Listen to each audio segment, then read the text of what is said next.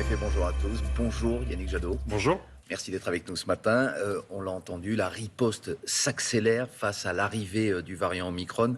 Le gouvernement a décidé de mettre en place un pass vaccinal dès le début du mois de janvier. Est-ce que vous êtes favorable à cette décision ? Depuis le début de cette épidémie, j'ai toujours dit à quel point j'étais favorable à la vaccination. Il faut absolument vacciner. C'est le levier le plus efficace contre la pandémie. Il y a 15 jours, l'Organisation mondiale de la santé ne recommandait pas la vaccination obligatoire. Il y a une semaine, le Conseil scientifique, qui recommande toutes les mesures, ne recommande pas le pass vaccinal. Donc pour ma part, je suis la science, je suis à l'écoute de ce que disent les scientifiques. Aujourd'hui, ils ne recommandent pas le pass vaccinal. Donc moi, à ce stade, j'écoute le conseil scientifique. On entend un paradoxe dans ce que vous dites, si je puis me permettre. Vous dites il faut vacciner, je reprends vos mots, mais en même temps, il ne faut pas imposer cette vaccination. Pourquoi ? Parce que les scientifiques, les experts, aujourd'hui, considèrent que ça peut être contre-productif. C'est-à-dire ? On a aujourd'hui, en fait, des populations qui doutent de l'intérêt du vaccin. L'urgence pour le gouvernement, et ça fait des mois que je le demande, c'est d'organiser, au fond, des brigades de service civique. Quand vous voyez comment travaille la Croix-Rouge et d'autres associations pour aller vers les populations les plus éloignées de la santé. Parce qu'une bonne partie des non-vaccinés, ce sont des populations âgées, très isolées, ou ce sont des personnes qui sont souvent sans ressources, sans emploi, ou avec des difficultés sociales qui sont depuis des années très éloignées de la santé. Donc l'enjeu, c'est pas de les culpabiliser. L'enjeu, c'est d'aller à leur rencontre, d'aller lever les doutes pour qu'elles soient vaccinées. Après, la deuxième chose essentielle, on a un problème de contamination aujourd'hui, majeur. La contamination se déroule beaucoup dans les écoles.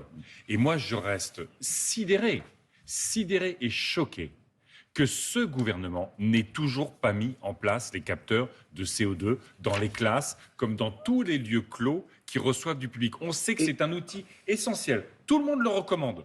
Depuis 1 an, tout le monde recommande la vaccination mise des en place. enfants dans cette matière, vous pensez qu'elle va dans le bon La sens ? vaccination est libre. Oui. Je comprends parfaitement qu'on vaccine les enfants qui ont des facteurs de comorbidité.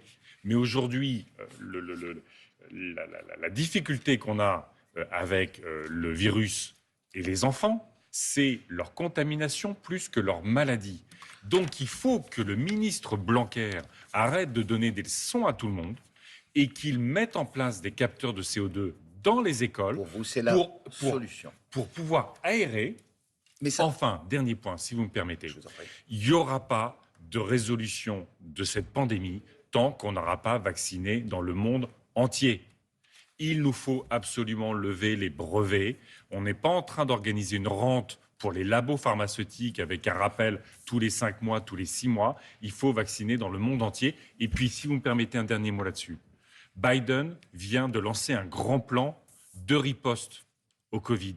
C'est la mise en place des tests gratuits. Il est quand même invraisemblable que ce gouvernement, à la différence de beaucoup de gouvernements européens et maintenant de Biden, ne rende pas les tests gratuits pour favoriser, au fond, les tests et puis évidemment l'isolement des personnes contaminées. Qu'on vous comprenne bien, Yannick Jadot, par rapport à la question de départ, ça veut dire que la semaine prochaine, les députés écologistes voteront contre l'instauration d'un pass vaccinal. On n'a pas le texte. On n'a pas le texte. On sait de quoi il retournera, écoutez, là, Gabriel Attal l'a dit. Encore hier, on ne savait pas s'il allait y avoir un pass pour les entreprises ou pas. Donc, les parlementaires écologistes regarderont le texte, mais comme d'habitude, nous suivons la science pour organiser le maximum de vaccination. Vous êtes en campagne électorale. Est-ce que, pour l'instant, vous mettez des jauges dans vos meetings ? Est-ce que vous seriez choqué qu'on instaure aussi le pass sanitaire qui va devenir vaccinal pour entrer dans vos réunions publiques, vos meetings dans les semaines qui viennent ? Mais aujourd'hui, le Conseil constitutionnel est très clair. C'est-à-dire que vous pouvez demander, vous ne pouvez pas exiger. Quand nous, on a adapté nos jauges de réunions publiques pour garantir, vous voyez, le port du masque absolument obligatoire et puis évidemment l'éloignement des personnes qui assistent aux réunions publiques. Nous, on met à disposition des autotests. Oui. Beaucoup. Mais il y a un nombre limite. Il y a un nombre limite de personnes. Pour l'instant, on a bloqué à 350. justement pour pouvoir avoir la distanciation entre les personnes. Donc qui il n'y aura pas de garantit... meeting de milliers de personnes comme on l'a vu pour d'autres candidats. Non. Comme il y a eu des personnes, il y a eu des candidats qui ont fait des meetings à plusieurs milliers de personnes. Et on voyait qu'il n'y avait pas de port de masque. C'est profondément choquant. Nous respectons des règles strictes pour faire vivre la démocratie sans évidemment créer de problèmes sanitaires. Alors, votre campagne précisément, on va en parler concrètement. Parce que c'est essentiel de faire vivre la démocratie. Hein. Je veux dire, cette pandémie, vous vous souvenez, il y a un an, quand elle a commencé, tout le monde s'interrogeait sur comment on en arrivait là. Ouais. Telle dépendance par rapport au vaccin chinois, au masque chinois. Pourquoi est-ce qu'en dégradant l'environnement, on accélère les maladies, les pandémies? Et puis on se disait, tiens, il y a quand même le dérèglement climatique, il y a l'hôpital public, il y a l'école. Tous ces sujets-là sont des sujets essentiels. Vous allez les mettre. Et ça doit être des sujets essentiels de la campagne présidentielle. Ça ne doit pas être mis de côté. Et l'un des autres sujets que vous allez mettre en lumière pendant cette campagne, vous l'avez présenté il y a quelques jours, ce sont vos propositions pour le monde du travail. Ouais. Alors, je vous résume, vous proposez une baisse du temps de travail, des augmentations de salaire, mais en quoi ça vous distingue, vous, le candidat écologiste, des autres candidats de gauche qui proposent peu ou prou la même chose? Écoutez, moi, je fais mes propositions. Ouais. Aujourd'hui, s'il y a une candidature écologiste dans cette élection présidentielle, c'est parce qu'on ne peut plus échapper aux enjeux du dérèglement climatique. Vous voyez bien à quel point il y a une accélération du dérèglement climatique. Le président de la République n'en parle même pas quand il fait 2 heures d'émission sur son bilan. Et c'est un levier extraordinaire pour notre agriculture, pour notre industrie, pour nos entreprises, pour l'emploi, pour le pouvoir d'achat. Et donc sur le travail, on a 2 enjeux. Un, les bas salaires, il faut les augmenter. On a un problème de pouvoir d'achat, on a un problème de pouvoir de vivre, de qualité de vie dans notre pays sur les bas salaires et sur le SMIC. Donc on va augmenter de 125 € le SMIC et on va imposer les négociations salariales dans les secteurs où les caissières, les livreurs, les personnes dans l'agroalimentaire, les aides à domicile, vous le savez aujourd'hui, sont des emplois sous-rémunérés, avec des contrats souvent précaires et des difficultés au travail. Donc, on va améliorer ça. Et puis, il y a effectivement un enjeu qui est majeur. C'est la question de la santé au travail.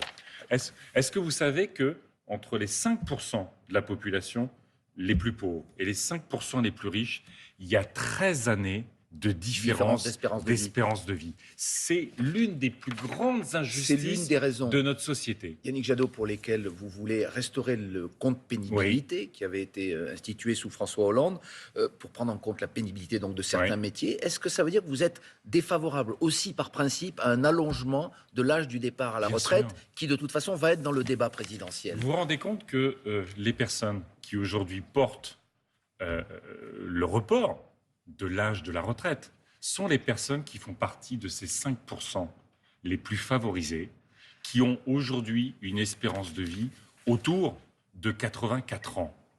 Et ils parlent, au fond, de la mise en difficulté des personnes qui vont avoir une espérance de vie de 4 ans après le départ à la retraite. Donc je trouve ça profondément injuste, profondément choquant. Oui, ce gouvernement Macron, en supprimant l'exposition aux produits chimiques, le port de charges lourdes, les vibrations, les postures traumatisantes qui faisaient le compte pénibilité, a remis en cause tous les programmes qui étaient en train d'être installés dans les entreprises pour traiter la santé au travail. Eh bien oui, nous ferons de cette inégalité d'espérance de vie un marqueur très fort de notre programme et de notre prochain quinquennat. Alors, votre programme, la situation ne s'est pas éclaircie.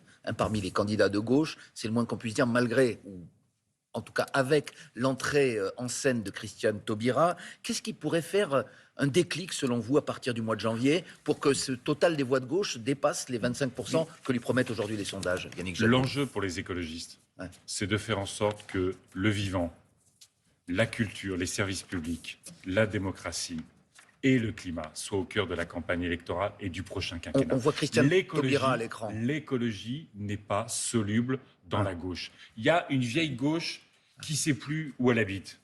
Moi, mon sujet, ce n'est pas de sauver la vieille gauche, c'est d'imposer l'écologie dans cette campagne. Donc, qui fasse la primaire entre les socialistes? Il y a une multiplication des candidatures socialistes, c'est leur problème. Moi, aujourd'hui, je veux parler aux Français. On est à 4 mois de l'élection présidentielle. Est-ce qu'à un moment, il peut y avoir un petit peu de sérieux?